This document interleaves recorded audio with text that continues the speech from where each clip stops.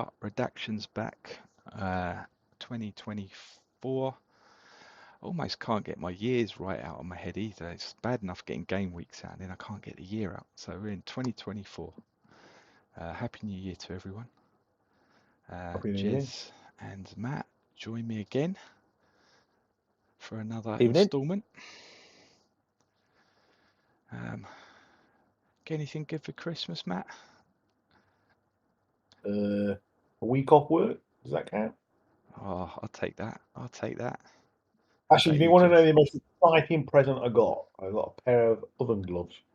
How Oh, sad I am. Whoa. oh, that sounds like a key attribute for anyone in the kitchen. Oh, LA Raiders oven gloves, were they? No, they weren't even that. Ah, Oh dear. Well, I hope they've that got would the have been nice. I hope they got the sticky hand attribute so you don't drop anything, Matt. How about you, Jez? I got a packet of pistachio nuts. Oh, I thought you were going to say you've picked up this fantastic Miami Dolphins shirt that you're wearing today. I thought that was going to be Christmas present on view. Oh no, not this. I did actually get a Michigan top, a Wolverines top. I shan't be modelling that this evening, but I'll just leave it to your imagination. Oh, that's a shame. That's a shame because we were going to touch on a bit of college later. That would have been highly appropriate, wouldn't it? But Well, I might switch into it at that point. You never know. so, yeah, we'll have to see if we can do a little bit of editing, and all of a sudden you'll be Miami to boom. Quick change. Yeah. Pros to college. Exactly. Yes. That'd be good. Right, so here we are. We have got the wildcard games that we had in the Atlantic over the Christmas period. We were just, before we kicked the recording off, we said we'd rip that band-aid off, didn't we, Jez? And we'll take a look at that Spartans Blues game to start today.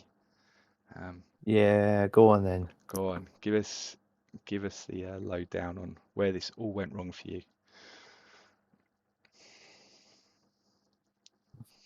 I don't know where it all went wrong, really. I mean, we used to not putting up as much yardage as teams that we play against because we normally start with pretty high field position anyway, with the special teams returning it halfway up the pitch. So losing the yardage side of the game wasn't unusual.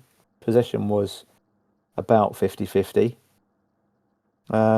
There were just a few key moments, and it was, I mean, the last drive that Blues had, they were stuck on I can't remember what part of the pitch they were on. They were in our territory, I think, and they were 4th and 5, and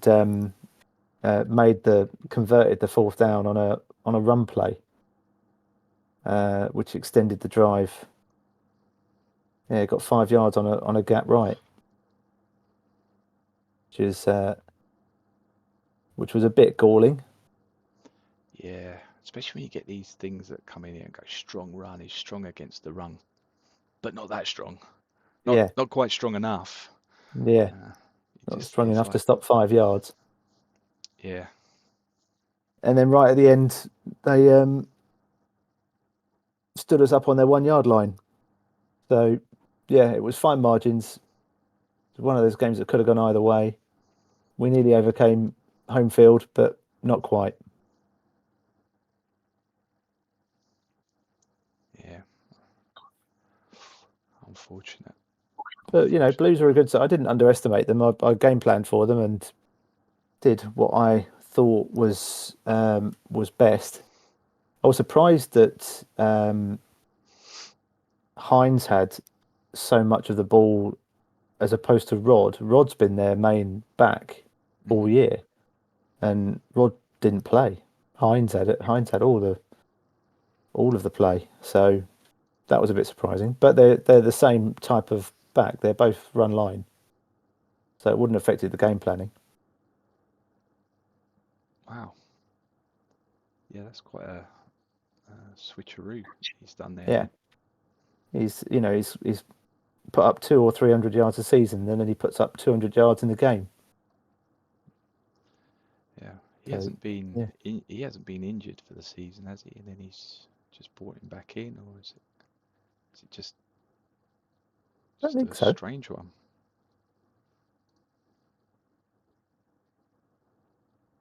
No. No. Wow. Okay. Yeah, that's Maybe he's just coached him up and decided to switch him in at the last minute. yeah, which Maybe could it's be. that. Yeah, but I game plan for Rod, and he's run line, so it wouldn't have affected the game planning. Maybe it's just a. Perhaps he's 0.1 or something better off on levels, and then he's just switched them around, and it's just going to be the natural change that they would have Yeah, done maybe. anyway. Yeah, I mean, Maybe. was it one of those things that inexperienced backs and wide receivers are they not more liable to fumble it and things like that, or have I made that up? Probably. No, that's probably true. Not you've probably made it up. Although you do make up stuff. Sometimes I can't remember if it's in college or whether it's one of the dual things. It was a good game to be involved in, though. I mean, it had 11 turnovers, which is a bit ridiculous, but it's one of those stats that doesn't translate directly to NFL. It's just a game stat. You expect more turnovers in grid than you do in NFL. So a bit like you expect more yardage in grid than you'd get in NFL. So when people moan about turnovers, I get it, because it's really frustrating if you've lost the game because you've given up 6 turnovers and the other team's given up 1. Then you sort of feel like you've been hard done by. But it is what it is. Yeah. You didn't get many yards rushing the ball, though, did you? It was like your average carry was about 2 yards, wasn't it? Yeah, 2.5. We didn't get anything out of the ground game.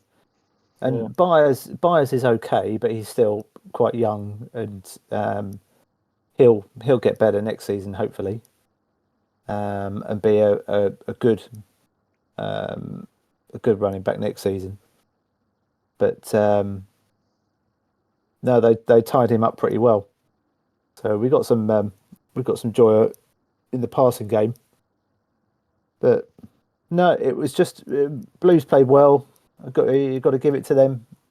They deserved it. It was a good game on their part. It was that 4th down really that was the key moment. It was a tight game, could have gone either way, but that 4th and 5 on their final drive was the moment that did it for them. So yeah, fair play. So is this the end of the run for these Spartans, or do you feel like because you've managed to get to a good level, maintaining it by the looks of it, Jez? Is this? Yeah, no, I'm trying. I'm not going to rebuild or nuke or anything. I'm trying to go down the route of evolution, not revolution. So we'll see where that goes. But to do that, I need to release some trade value in some of my bigger players. So that's why I put the big left tackle on the board. Yes, yeah. Was that a tactical MVP you've given him for the season as well? Just to kind of No, he deserved it. Second best pass defense, pass protection in the league this year. There was no other players that stood out as much as he did, so he deserved it. Cool. Tactical MVP, I do that nearly every season, and then he's on the trade board. Yeah, it's a good tactic. I think it's a good tactic. Sell those wares. Okay. All right. So Blues, not underestimated by Jez, but probably by everybody else this season so far. So even the previews. I mean, what was that? That was I forget What have we got that down for? What had we predicted anyway? How bad was it? What's that? What? Oh, well, the How bad did we? Yeah. I'm not sure if we did them last week. I'll have to look it back up I don't again. think we predicted those. No. We We might have done. We might have just verbally done it. Might not have written it down. But yeah, they're coming out of that extremely weak division. So again, hard to work out maybe where they are through that. And looking at this, we can start putting some red crosses against some of these predictions. Those pre-season Spartans. previews and what have you. I don't know if they're worth the paper they're printed on, to be honest, because the Blues have got a weak assessment, but they've got a load of stars, and some of the other teams in there they've got either a weak or a strong average. Well, they've got 3, 3, 4 stars, so it's 12 stars. So it's not the best, but it's not bad. You wouldn't call Yeah. that a weak side with those stars. I still think it's starters in the stars and overall squad depth on the weak bit. That's what I always think it is. Yeah, that It training. might be he's got 22, reasonably good players starting, each way, and then the rest of the squad's made up of level 5s. It could be just that. Yep. No, I agree. They're probably not accurate, but they do give you a bit of a talking point at the beginning of the season. So all a good bit of fun. I still like them. I still go straight to them as soon as they're out. Yeah. Okay. Right. So let's cover off the other side of the ocean. Let's have a look at the Barbarians and Generals game. I think we're all on the side of the Barbarians for this one, and unfortunately, it didn't work out for them. Yeah. No, I think even Steve was saying, "No, I almost hope that Rich wins." So, and then figures and puts 31 points on him. So yeah, okay, Steve. Yeah, he seemed pretty. I mean, it's the running back with his 10-yard average. I'm guessing he probably had him locked up for most of the game, and then he had that 50-yard breakaway. Did he go to the end zone? No. Lots of 0-yard runs. Lots of things getting stopped on the goal line, but then passing over. Any thoughts, Jez, on this one? Did you have a look at this one? Yeah, it was a tighter game than that score suggests, because Generals put a score on right at the end just to edge clear again. But Barbarians were coming back in that final quarter. They'd really Generals defense really did a number on them for the first 3 quarters and just stuffed them up. And for some reason, in the fourth quarter, Barbarians found a way through and made a proper game of it. Got to within a single score before Generals woke up again and thought, "Shit, we better do something about this." But it was a tighter game than that score suggests.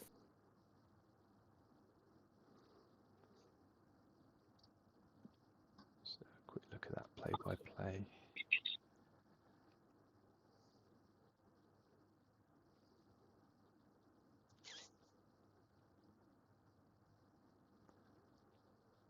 Okay, yeah, so 53rd minute, okay.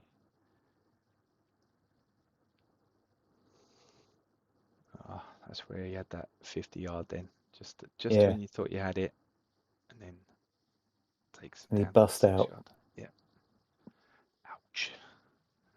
Ouch. Good name, that. Belisarius.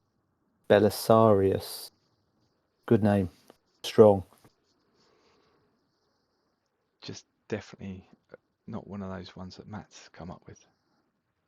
No. That's too intelligent for me. Yeah. He'd be Belisarius runs through wall. Yeah.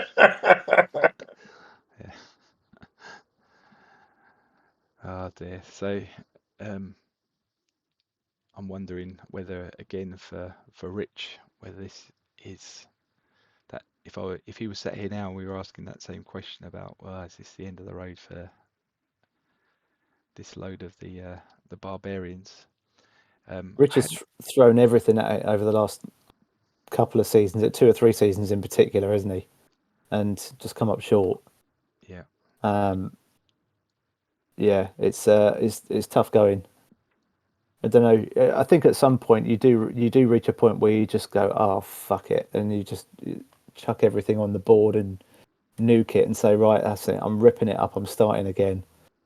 And you take the 2 or 3 seasons in the dungeon as a result of that. But at least it's kind of it's something fresh. It's something to do, isn't it? You don't just want to lose your enthusiasm for the game. So you go, right, let's do something different.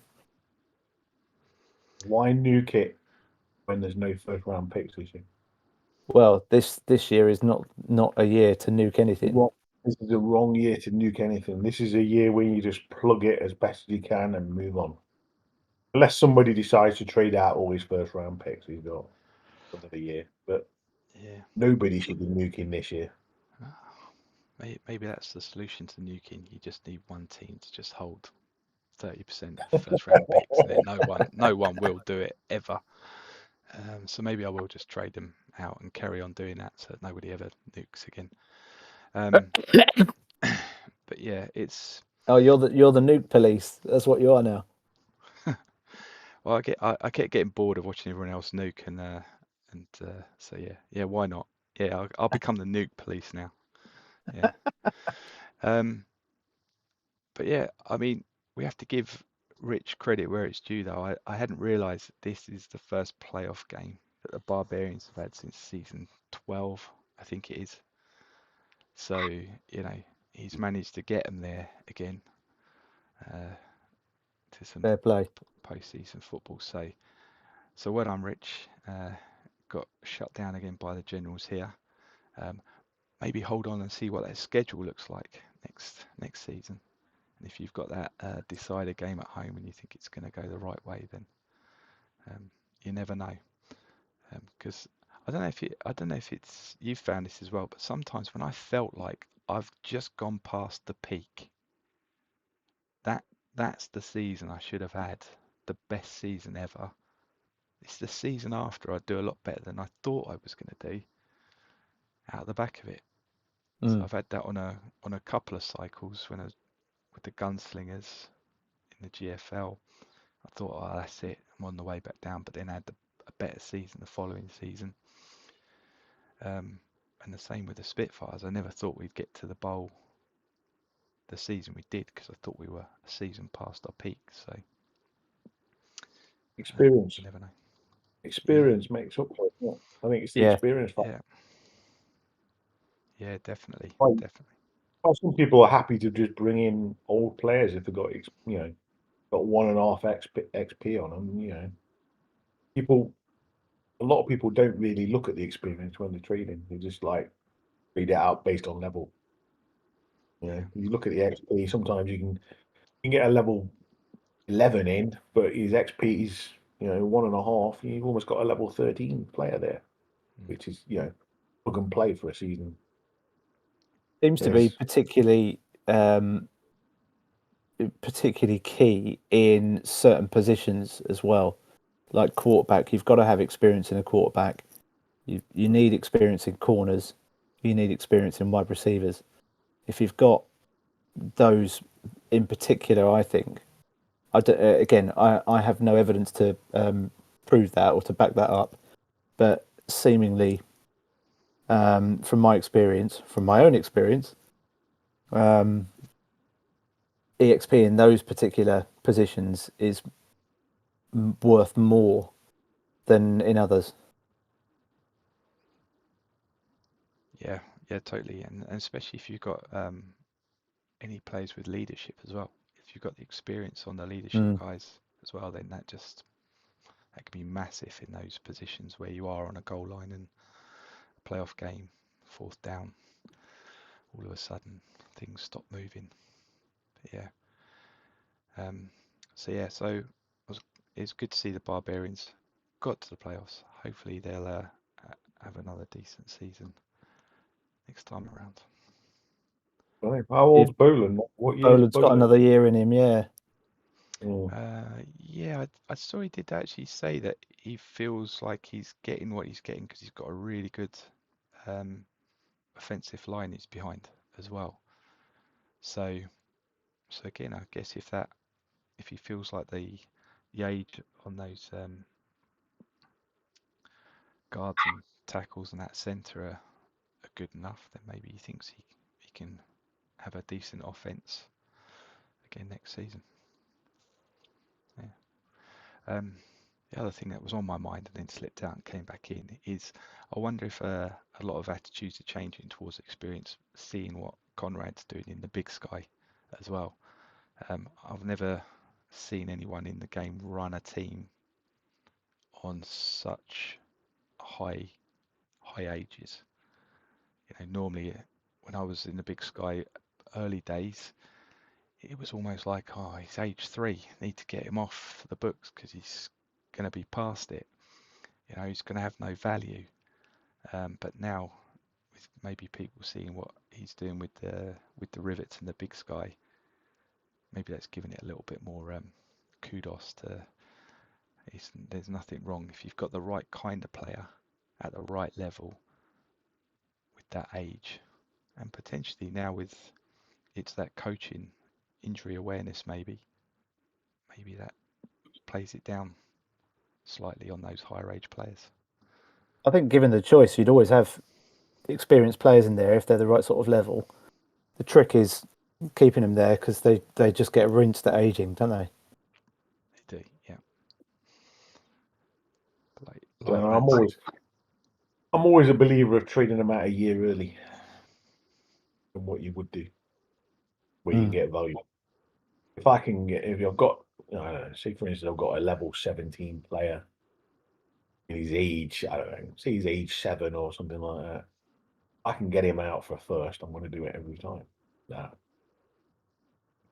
It's like I tried to trade Reed a couple of years ago, and everybody was taking the mick out of me for putting a level.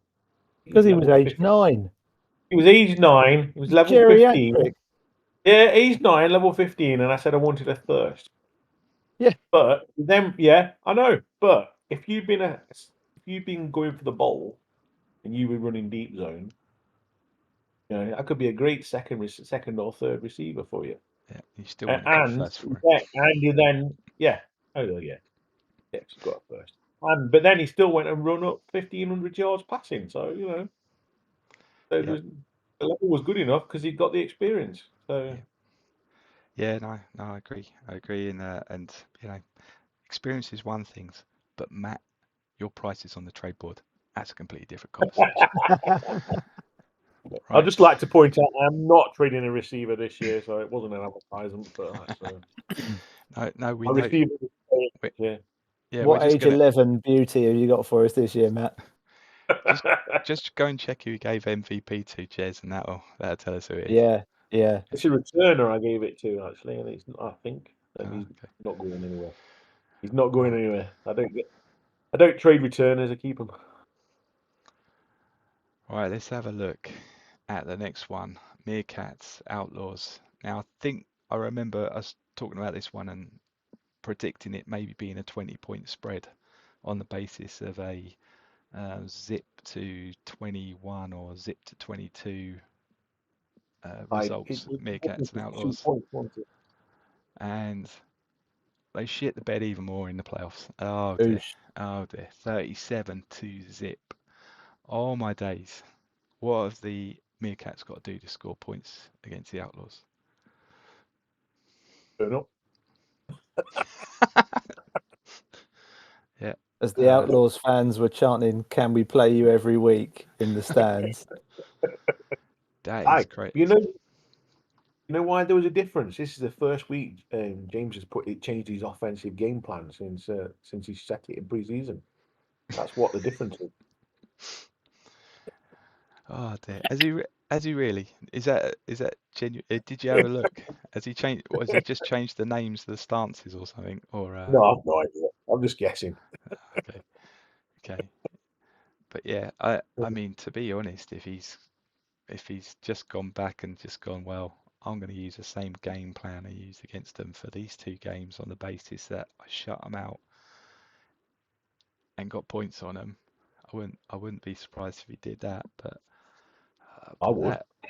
that's just mad, isn't it?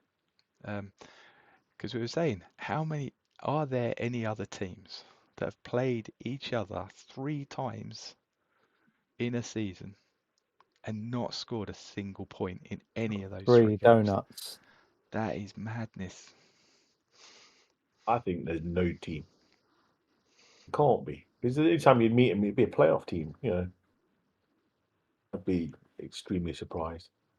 Just Yeah. proves the point that the Meerkats were a playoff team. Yeah, it's crazy. It's crazy. I don't know if Crazy as well that the Meerkats only got 38 rushing yards because is it Walentowicz, their running back? He's a second-year 11th pick. He started at level 8 quality, so he should be, after 2 seasons, he should be high teens if he's trained up well enough.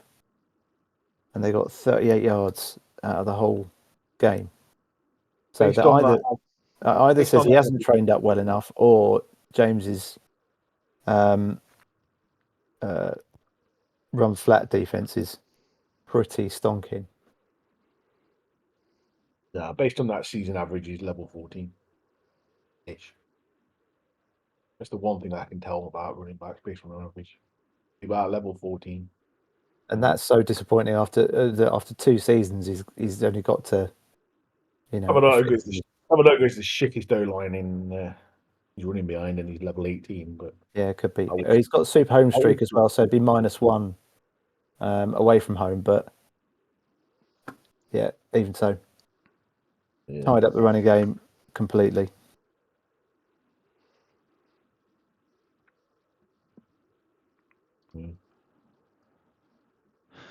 Yeah, disappointing. But I guess a nice one for James. Almost a rest week for him. Because he'd lost his starting running back as well, hadn't he? Or did he play him? He got an injury to his left tackle there. How bad was that? You can have a little look.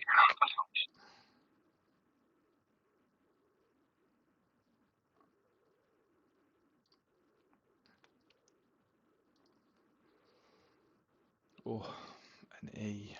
E. And he's on the reserves. That's not what you want. Hopefully he's got a backup. He's running the ball this week. They're passing this week. Is it his left tackle, is it? Yeah. Oh, an E.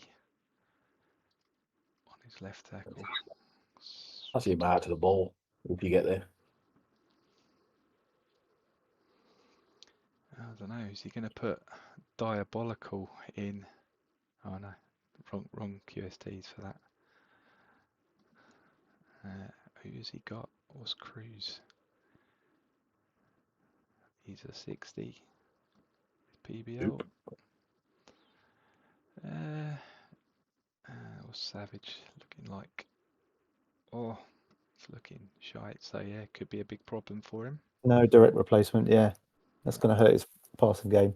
Yeah, it's okay. He's only got the Snow Bears. At the Snow Bears. That's my bold prediction. Yeah, absolutely. Was there anything else you want to cover on this one?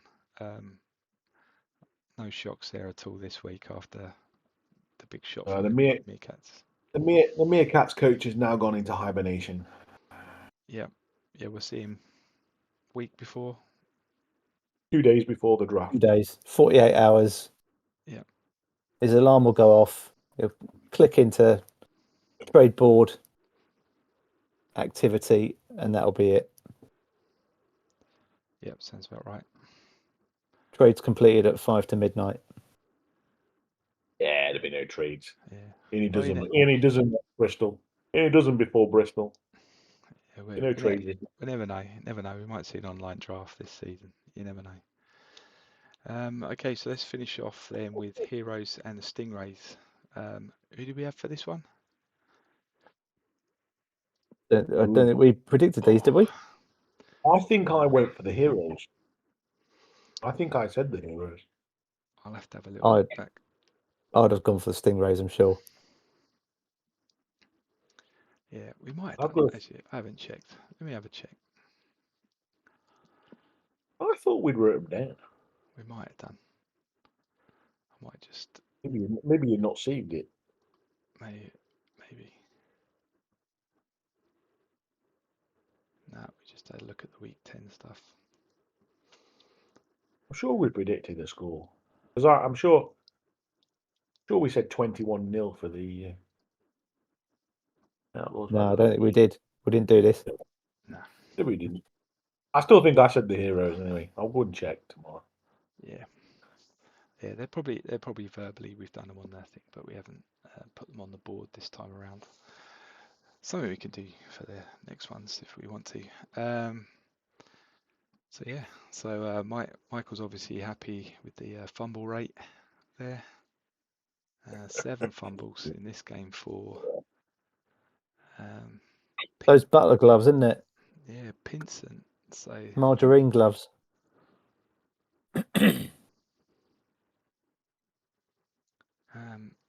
hasn't that running back been doing reasonably well for him this season? I can't remember. Let's have a look.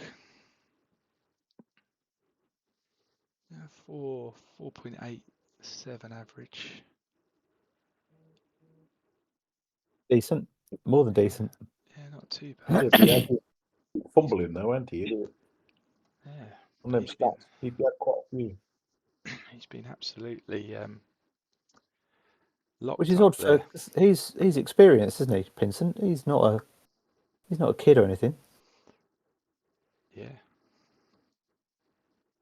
I think it's one of them games where you were on about earlier, Jez, is that, you know, Stingrays had a shed load of fumbles, where the Heroes didn't, and it makes, you know, if you're losing the turnover battle by that much, you're going to lose the game regardless of what else is happening. Yeah. Yeah, it's a shame when it comes to that. Yeah, I mean Pinson's age 3, so he's not a kid as such. He's got some decent experience. He's in positive. He's in the black with experience. To add insult to injury, literally, he picked up a C as well. What, C for crap? Yeah. Looks like he had C legs for this one. But yeah, Minty. You've been reading too many Christmas cracker jokes, haven't you? Yeah, I've been saving them up. Wait until I get onto the what's black and white and red all over. But yeah, Minty and Doe, yet again, the resident heroes at the Heroes. 20 average on that one. But then, I mean, Stingrays, their receiver, he got a nice 25 average on his receptions. Just didn't manage to score on any of them.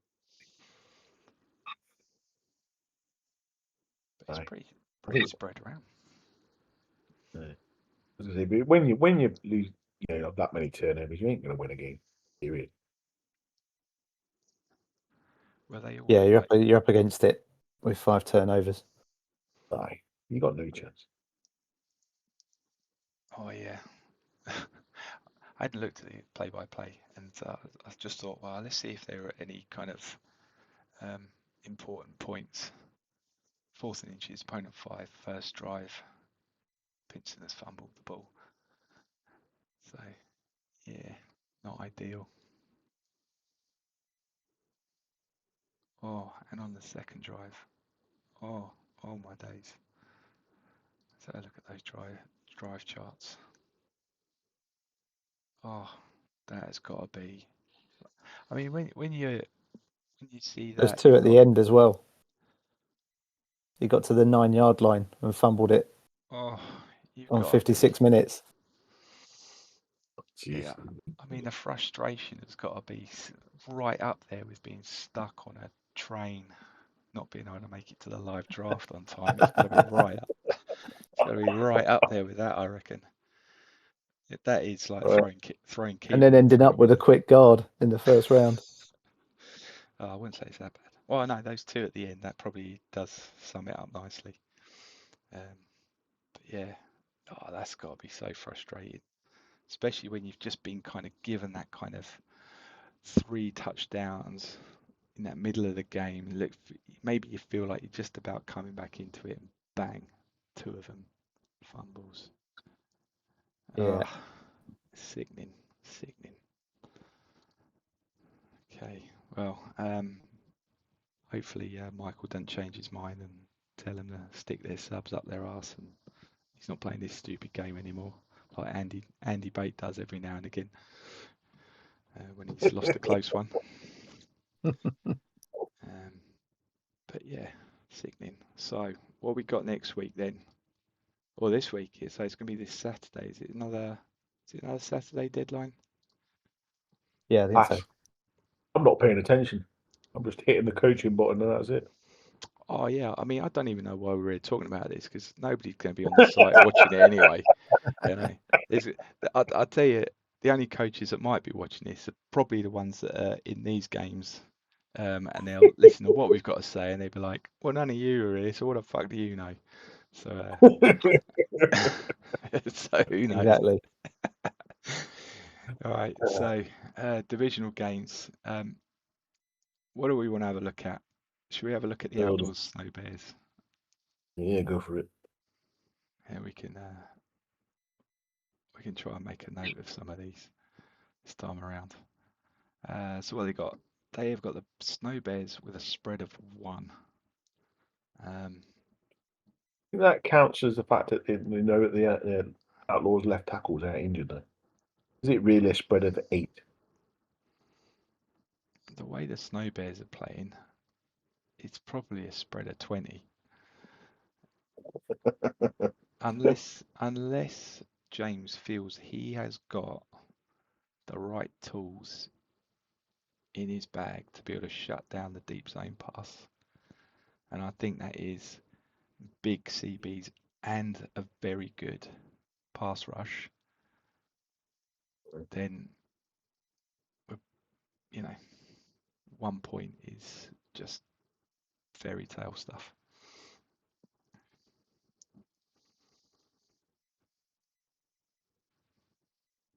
Yeah, I think for any of these games, if any of these games are anything other than a home win, I'd be surprised.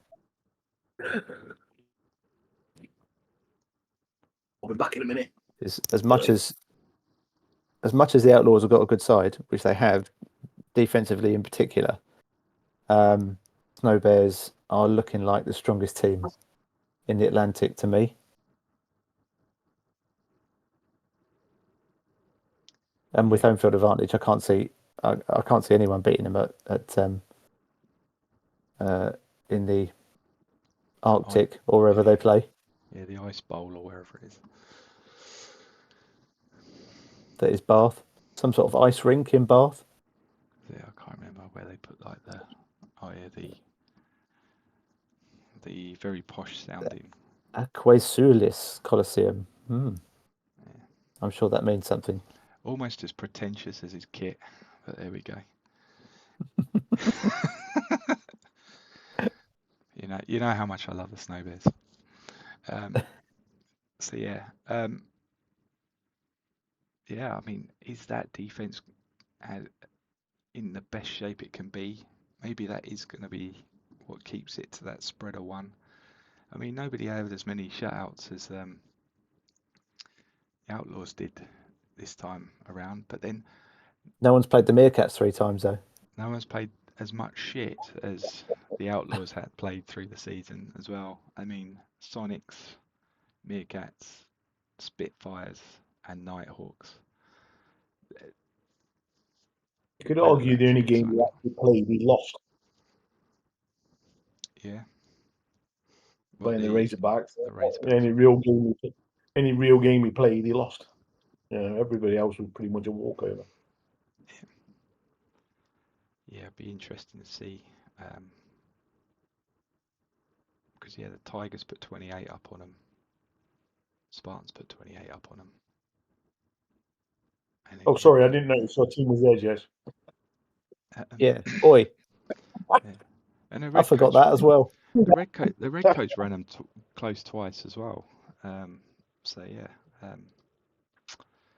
be interesting to see whether this defense folds or not.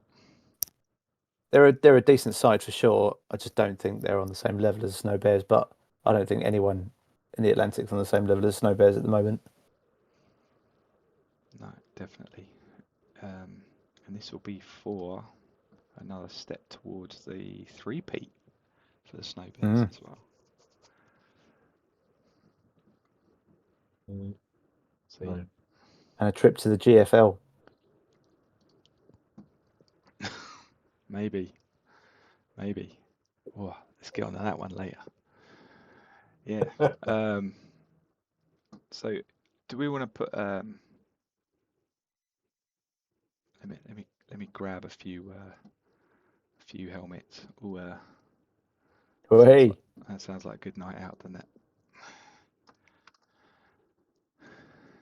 So we got Outlaws, and we got the Snow Bears.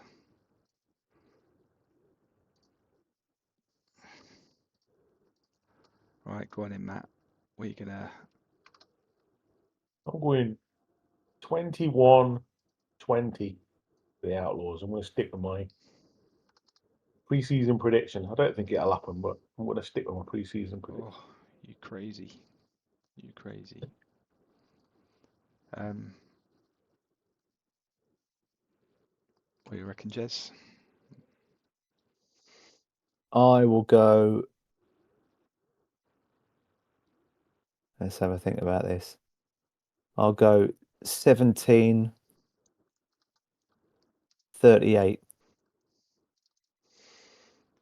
Boom.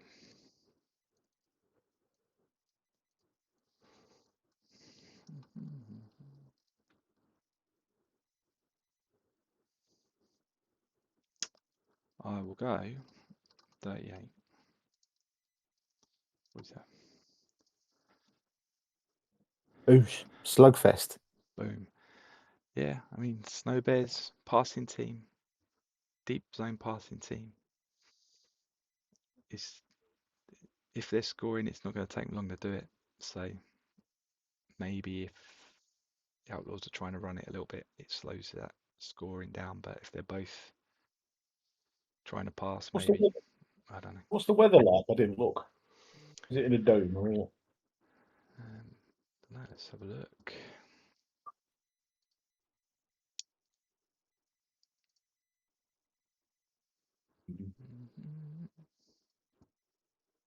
No, The weather is fair. All right. Okay. Let's carry on this side of the ball at the moment. So Razorbacks and Blues.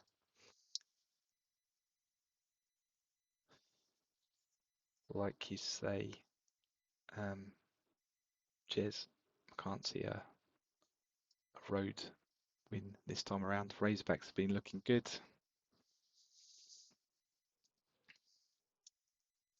Is their team fully fit?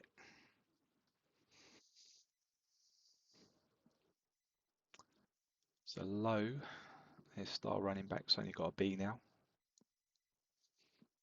OT on a B. It's looking good for him.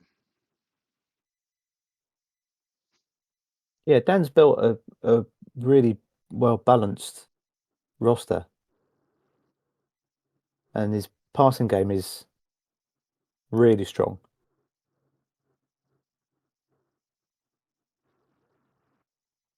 So yeah, Blues are going to have their work cut out from there.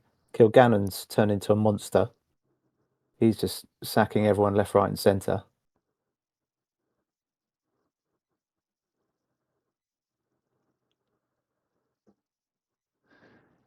defensive ends and OTs seem to be a speciality of Dan's to grow. He seems to get rid of almost as many as he seems to be able to coach up and keep. So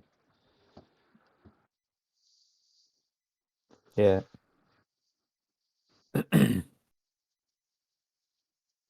And sacks can be drive destroyers. You know, you get a sack that puts you back on your backside 3 or 4 yards, and there's only really deep zone passing teams that can overcome that. Short zone and rushing teams will struggle unless you're really powerful.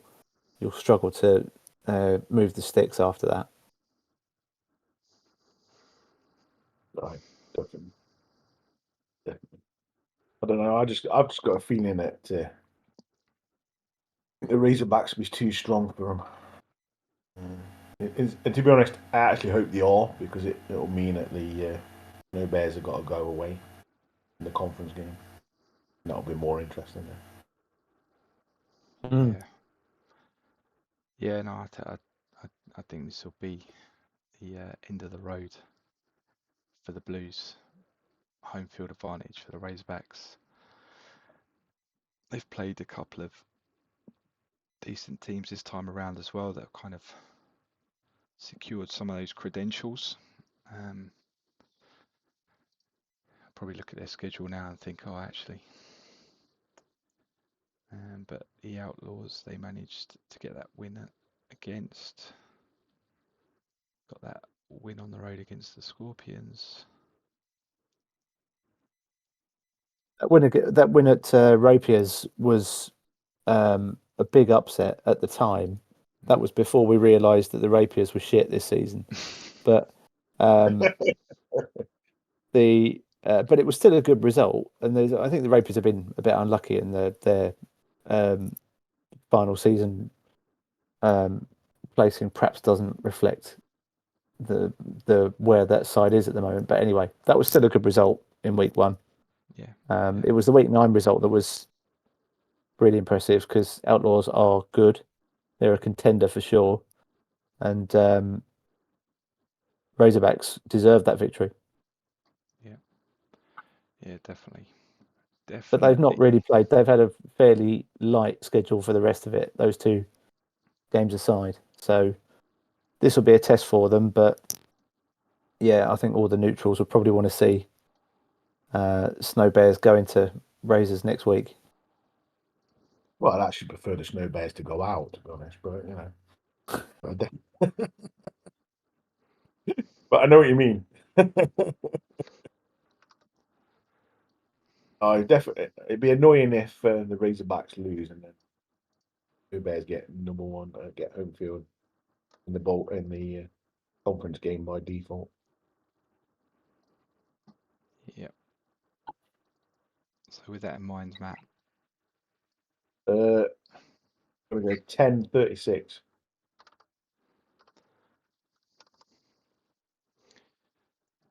Jez. I'm going to go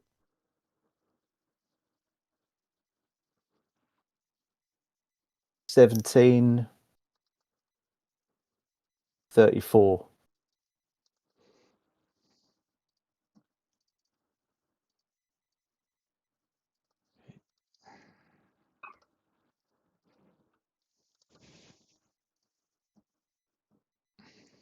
There we go. Right. Not a field goal in sight.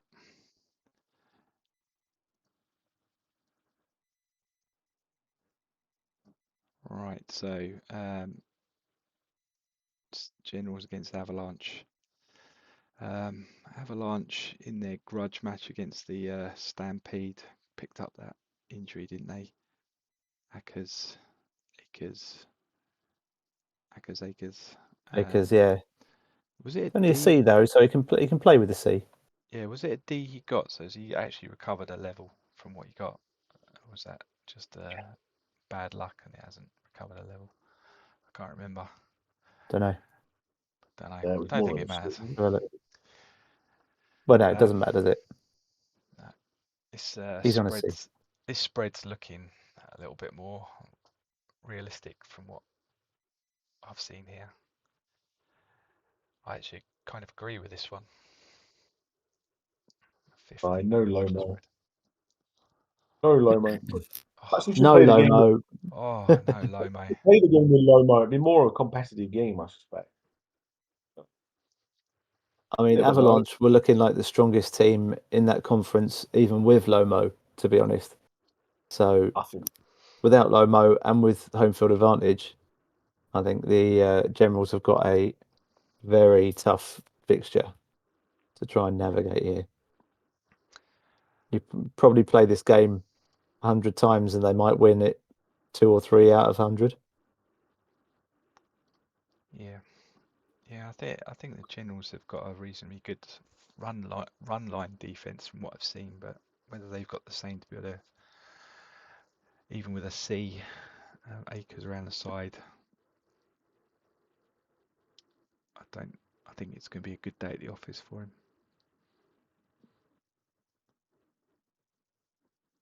So yeah, HFA is strong as well, isn't it? So you don't want to be going to the likes of Avalanche and The fighting Avalanche against can pass them the and ball. against HFA.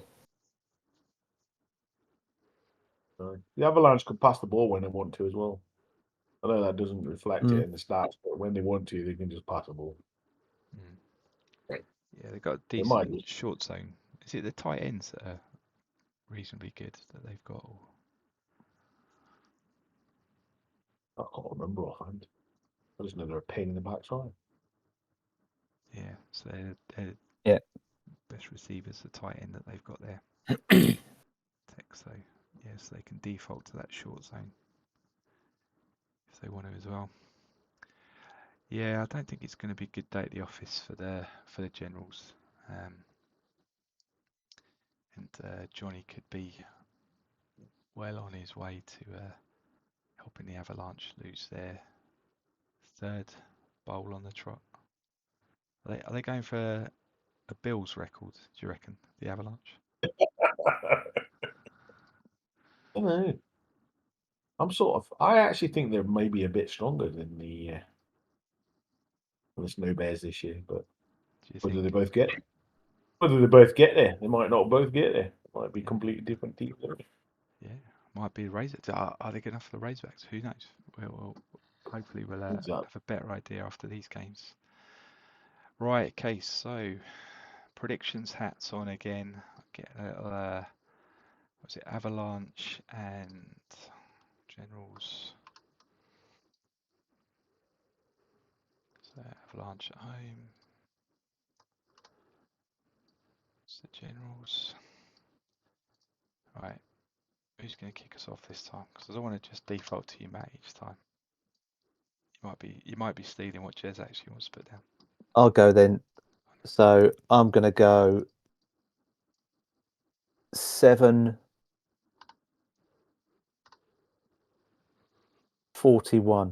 Oh, blowout.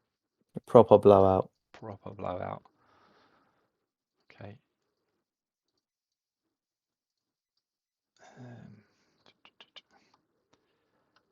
So I'm actually gonna, I'll say they get double that, 1438-ish. Matt. 21-35. 21-35.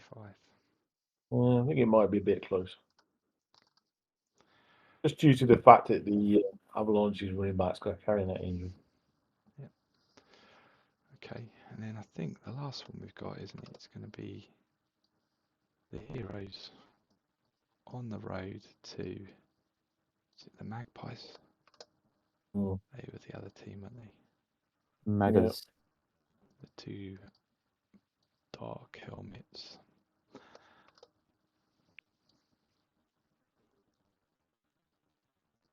I think that's a Spaceballs reference, but there we go. Right. So here we go. Heroes with that number one pass offense. See, Magpies for me have been one of those teams have been like under the radar. Yeah. They've just been turning up, doing the business, but nobody's really been like, oh, they look like they're going to do the business. But That defense. were they number 2 seed? Yes. Yeah, they were. Yeah, number 2 seed. Okay. So They only lost twice all season. They lost at Avalanche, but they lost at Long Beach Mariners, right, which was okay. a weird one. Apart from that, they've won every other game, including Stingrays, Scorpions twice. Those are the only other fixtures really that would have tested them. Oh no, Sun Devils. They won 10-6 at Sun Devils. So that was a tight one. Yeah, those divisional games in that division always seem to be pretty tight with all of the rivalries they've got going on in there. They've got the Magpies by a spread of 10 for this game. I kind of feel you never know with the Heroes, with the offense they've got, they can put points on a board pretty quickly in a game. Yeah, Heroes have got a chance here for sure. If that deep zone game gets going, then that's hard to stop. So it's then going to turn into a shootout.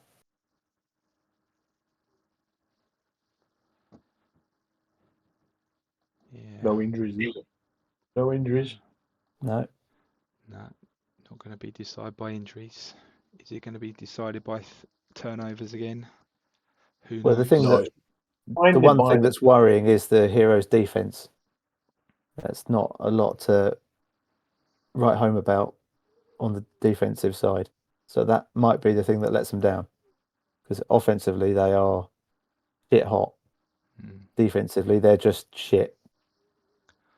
Yeah, it's quite strange looking at that as well, though. The Magpies, you see, Lobley there as their best receiver as well as their best rusher. Now, I think he is just a 60S. This guy, isn't he? 55S. Yeah. Run it out the middle, but he is getting some. How is he their best receiver as well? It doesn't say a lot for the rest of their receivers. Yeah. So you've got a strong running back. Screen game dump off. Yeah. Does that make it easier to game plan for or harder, do you think? Don't really do a lot about a dump off, really, can you? Yeah. Favorite play designer plays the option pass. So that might be where they're picking those things up. Yeah, strange one. Not normally seen. I mean, you see running backs with a lot of receiving yards, but to be the top receiver and rusher on a team, and be good numbers on the rushing side as well. Screening a ball to death. Reverse. No, not reverse. Reverse is receiving it. So. I hate screens. I bloody hate screens. Hey, see, they've got a player that you might want there, best tackler. Unready, son. He's one of yours, Matt. Hey, I'm still waiting to draft Connor back. Oh my God. Yeah. Let's have a look then. What are we going to put for scores on this one? Heroes, Magpies. And Heroes just got into the playoffs, didn't they? Let me kick this one off. Then this might be the one. This might be the one that could be a shocker. Could be. They've got a chance, Heroes, for sure. Yeah, I'm going to go 38 to 34. Ooh. You heard it here first. I'm going to go 28-25. Oh, No, 25-28. oh, 25-28. Matt? 52-21. I don't think we're to stop the deep zone. Yeah, that's a fair shout. It'd be interesting to see what happens there. I'm not convinced any team can stop that deep zone at the moment. We shall see. Right, so there's our little shimmy through the divisionals and a few of the wild cards done there this week. So we were going to have a little chat about scouting, weren't we? Because it seems to have kicked off on the old soundbites over the past couple of days. Chief Moaning Officer Andy Bate jumping in there, saying that it's a little bit unfair that the way in which we do scouting. Unfair advantage for people who are paying attention now. That's a debatable one for me. Don't be active, people. Don't be active, because that's not fair. Absolutely. So I'm kind of looking at this and thinking, well, this is just another typical part of gridiron. You get in, you get out what you put in. And if you want to turn up in week 9 and go, tell me who your players are, and that's when you're going to do it, I think you get into conversations like this, right? But what's your thoughts on this one? Because we've got Jez here, who's our chief scouting officer for pretty much gridiron, because you're the only one who seems to put something up in the general public saying, come on, tell me your players, and everyone goes in there and then scouts them probably before you even get back to them, Jez, I guess. But yeah, I need to be careful, don't I, really? Because if I'm asking every year, I'm asking all the coaches for details of their young boys, then I perhaps need to get CRB checked before I do that. yeah, you're going to get a reputation, aren't you? Yeah. U-Tree will be after me. But no, I mean, when I first started doing it, it was just a case of there doesn't appear to be a vehicle to publicise, because that was before the combine came out. So it was just a case of, right, I'm just going to print a really simple article to say, stick your college players on here. And I refined it a little bit over the first couple of seasons. And now just do it every year because it's a really easy thing to do. And it seems to be, I like it and other coaches seem to like it. So it does what it says on the tin, and it's no skin off my nose to do it each year. So with a few updates as it goes through towards the end of the season. But the combine, the way the combine is presented at the moment is really vague. It's you're pissing in the wind a little bit because someone can put their rookie out there, put their senior out there with 5 stars. What does 5 stars mean? No one knows what 5 stars mean. Someone else could put theirs out for 3 stars, and there's no gauge to say what determines a 3-star, a 4-star, a 5-star player. It's purely on coach assessment, coach honesty, coach promotion, which is going to differ from one coach to the next naturally. So you can read into that what you will, but there's nothing scientific about it. There's no QSTs on there. It's just not, it doesn't do anything in terms of accuracy. If you're looking for a safety, that's fine, but you want a strong safety or a free safety, then you need to know what the QSTs are. So there needs to be a little bit refining. I like some of the ideas that the guys have put out here on the sound bites tonight about having the option, like you do with the trade board, having the option of revealing the QSTs and or the level and or any other attributes, like you do on a regular trade board. I think that's a good idea because then coaches are in control. Some of them are saying, it doesn't matter if you reveal levels. Others are saying, I don't want to reveal levels. So there you've got the choice of doing that. To be honest, the combine's a load of rubbish because aren't college coaches rewarded with fame points and everything if their player gets drafted from their team?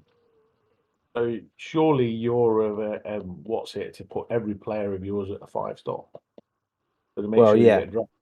Yeah. There's the self-promotion part of it that, you bump up. If you think you've got a 3-star player, well, I'll stick another star on there. Let's make him 4-star. Let's get him moved on. Yeah, some coaches wouldn't do that. Others would. And Yeah, then but if you've you're got to try and getting sift through that because then but it's like I say, the star system is meaningless because there's no there's no metrics to it. So Yeah. you just got a load of stats which you can interpret however you want. But I'll be honest, I've never scattered anybody off the combine or used the combine.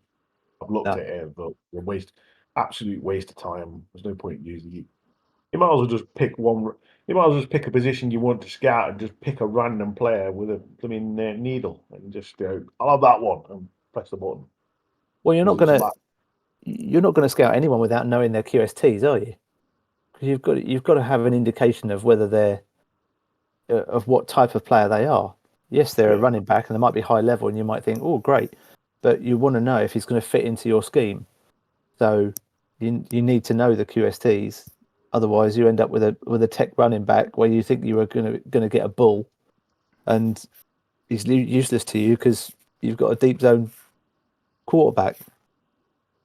But question though, would you ever scout a running back there? Because certain positions are easier to scout, in my opinion, because certain position it doesn't matter if the QST is perfect. You're better off scouting. I always think you're better off scouting players. It doesn't matter if the QST is a little bit off.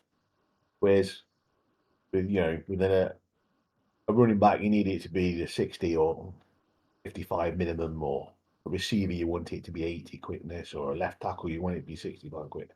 You're better off picking the old guard as, does it matter if it's 65 strength or 60 strength? It doesn't really matter as much. It's more, and I pick him up in the 5th round or something like that. Greg might say the opposite because he's got 12 first-round picks this year, so he's trying to get all the blooming elite studs in there. What's the big boys? Yeah. Now, if I was trying to do that, I would have been sending things out to all the Atlantic saying, I've gone and done all the legwork for you in the same way that you have to do it for trading a lot of the time. I've gone out and asked everyone who their best players are. So scout these. Because if I can get everybody to scout 3 players, good players, then the Atlantic, in theory, would have the best round 1 it's ever had. Ever. I'm surprised But, you didn't. Surprised you well, didn't. I don't have the He hasn't lost time. the opportunity. Yeah. Cue a group email to all college coaches tomorrow. Yeah, it might be a little bit too late for that, but it's one of those things for me. Do I do that, or do I put that effort in? No. Am I going to moan about it? No, because I don't want to. It's. But it's. I get emails from people saying, when I was in college, I get an email every season from a couple of people going, got any decent players? That's one way of doing it. There's the Discord server. That's how I've done my scouting this season. There is one of the leagues who are very active on the Discord server. They post things in there. I go in, I have a little look, and maybe scout a couple of their players being put on there. So I've heard of WhatsApp groups for certain leagues where they do that, because again, they're trying to make sure that their league gets the best players so that they can have a competitive league and have the best chances of having good players in there. One tactic I think that probably doesn't work is leave it till week 9 in GCAA and then start getting upset that nobody's told you what you should be scouting. So, but it led to an interesting conversation. And yeah, if we're passing real life tests, it is normally if you put the effort in. Because I mean, I dread to think how much money colleges and NFL teams spend time and effort wise in the real world making sure they scout those players and get the best players to their teams. It must It's be, still random. well, yeah. There's always the Right. caveat of the roll of the dice in GFL. But yeah, it's you get what you put in. Get what you put in is what you get out. So, but yeah, lots of different ways of doing it, and I hope you carry on doing what you're doing, Jez, because it's very useful for a lot of coaches from what I've seen in comments. So good stuff. Yeah, I'll carry on doing it. It's dead easy to do. Yeah, we can always look at bringing a little weekly onto the redaction. Maybe I should defer my picks this season, and then I'll bring something in for the redaction. We'll talk about players to scout and make sure that everybody's getting them in the Atlantic. So yeah, that'll work nicely. And the last thing I wanted to have a little chat about was the hats are back. So we're last update was yesterday by the looks of it.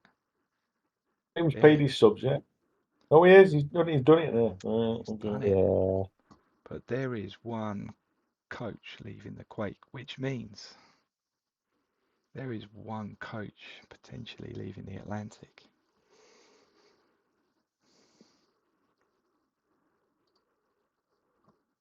I didn't dust it off. From the last time we looked at it. Where did I put it? Oh, there he is. There's good old Tom in the departure lounge. We've only got two names on there.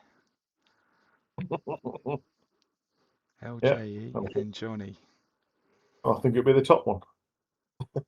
Yeah. You No reckon? danger. Two bowls in a row, going for a third is the obvious choice. 2 bowls in a row, sir. Maybe a third. In a row. Up to the GFL. Oh, suits you, sir. Suits you. Yes. Yeah. Yeah. I mean, on the criteria that unless they change that, which I'd love them to, which is someone going to the GFL has to come from the Atlantic, then he's a likely candidate. What other candidates do we think we potentially have sitting in the Atlantic?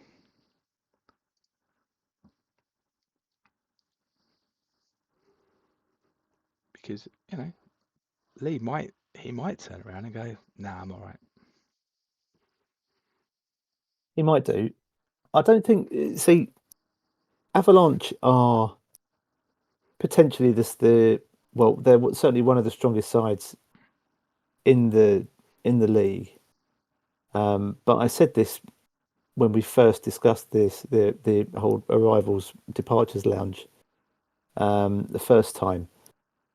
Johnny inherited a really good roster. He's done a brilliant job with it, but he's not had to build it at all. He's not had to, carve a roster of his own. He's taken a really strong roster and he's done a great job with it. I don't think that should put you straight in the frame for a position in the GFL. I think you should have to do a bit more than that.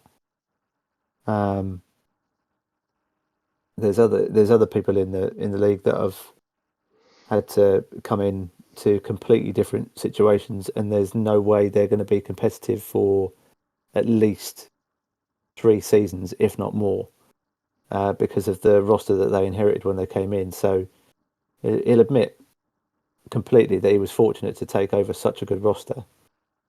But I don't think it should be solely on win percentage or whatever, because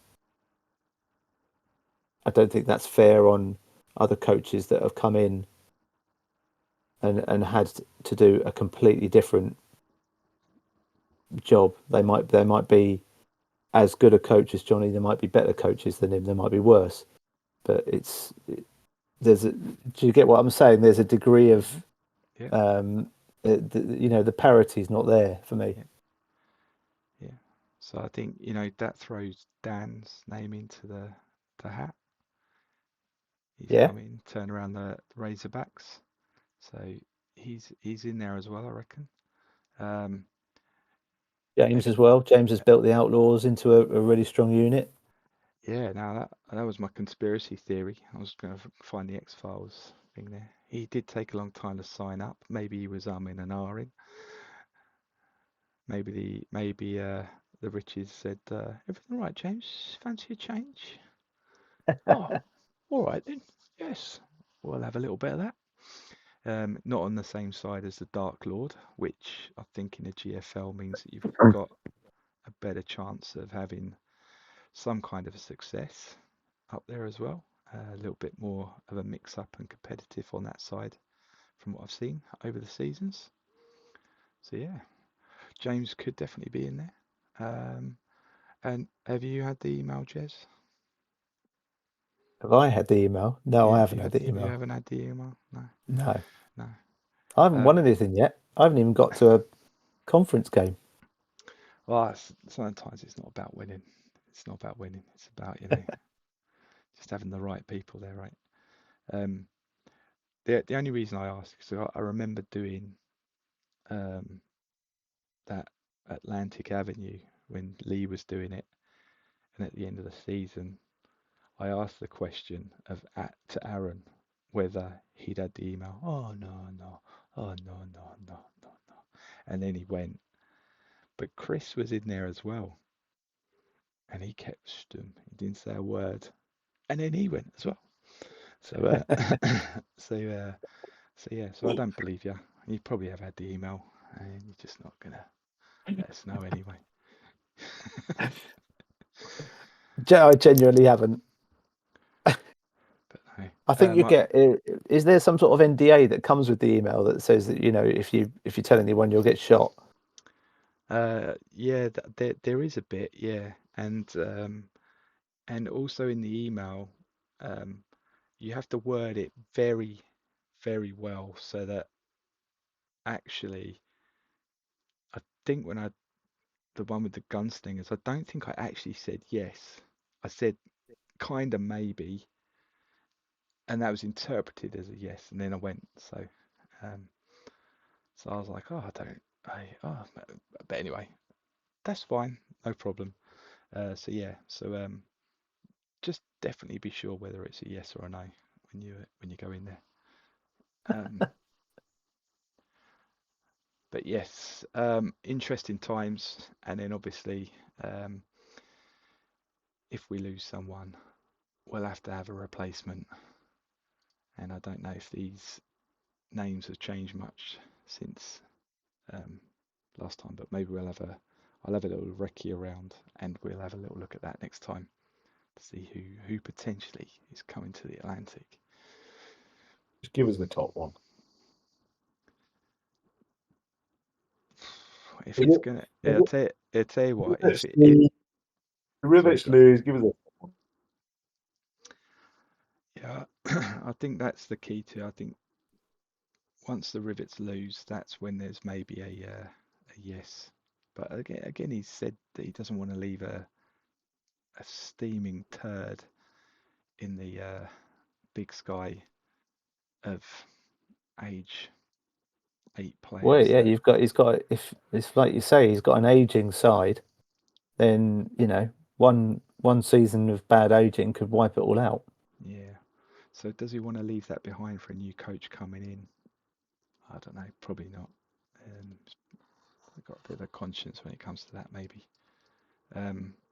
So it may not even be that. Maybe a season after, potentially. So yeah, we'll see.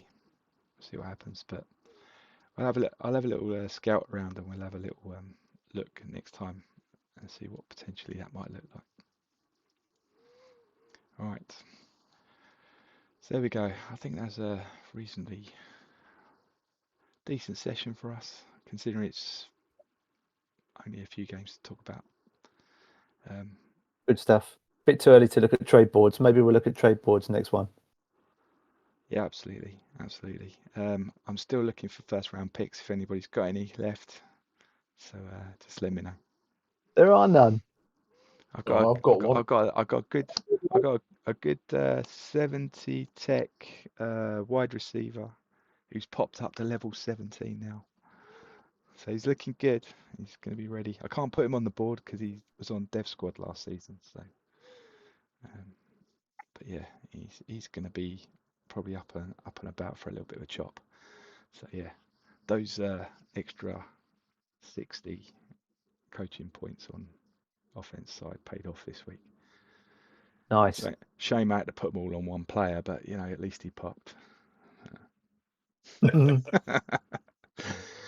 anyway, right, okay. Thanks, fellas. Good to see you again in the new year, and catch you later. Likewise. Cheers, Greg. Bye.